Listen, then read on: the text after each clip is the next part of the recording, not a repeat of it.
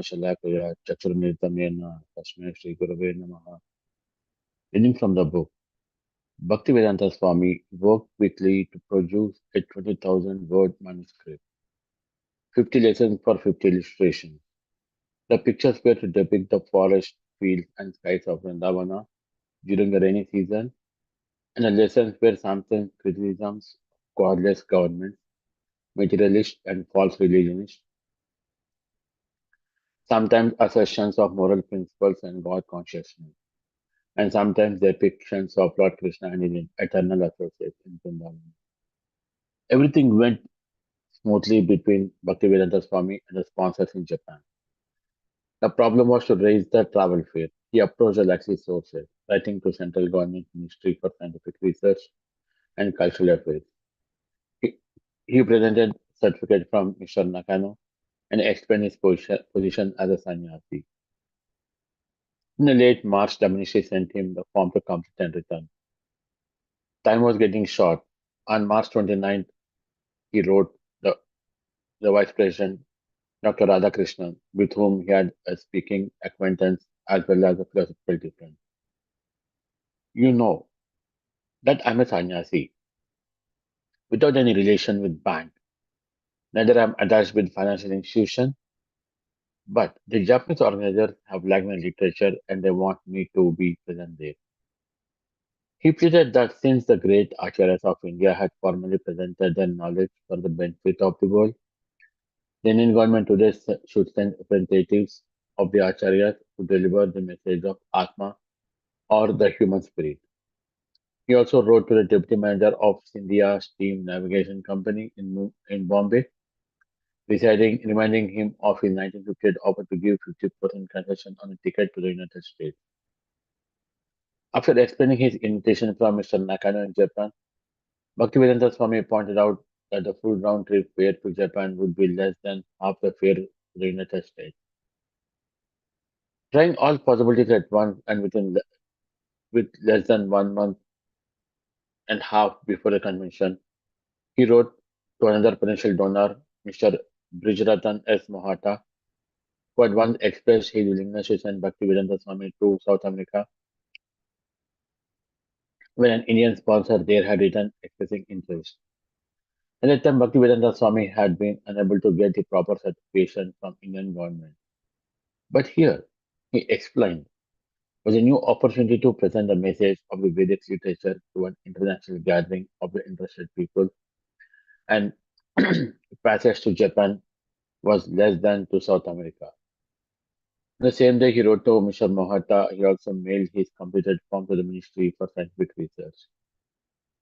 In answer to their question as to why he was asking for a donation and whether he had done so before, he replied,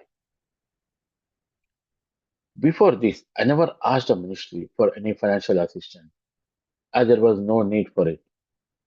As sannyasi, I can ask for financial help. When there is absolute necessity, our life is dedicated to render service to the humanity at large for reviving the dormant spiritual consciousness.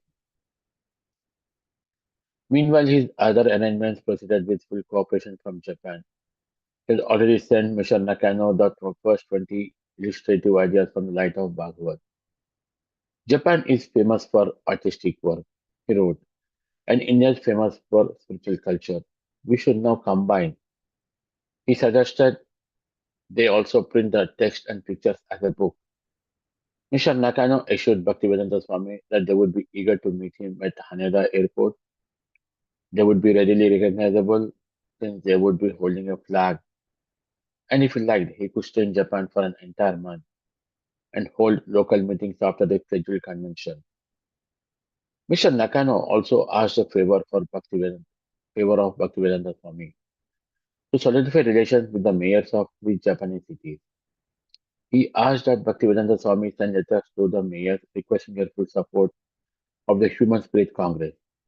Bhaktivedanta Swami immediately complied. By now it was April and no money had come.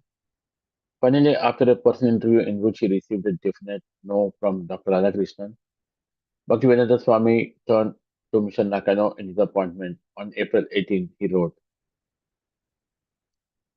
I'm in due respect receipt of your letter on the 9th instant, and I'm grateful to you for all that you have said for me.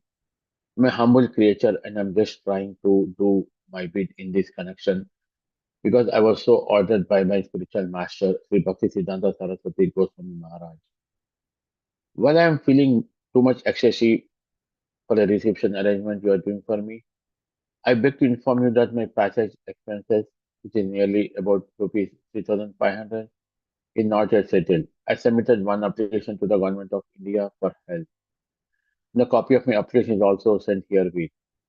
I also wrote a private letter to Dr. S. Radhakrishnan in his connection, and the reply which I have received is also enclosed here with. All these are not very encouraging for me. I therefore saw the Vice President today, but he said the same thing as he has written in his letter. Although the matter is not yet hopeless altogether, I'm disturbed in my mind thinking, what shall I do in case the government denies to help?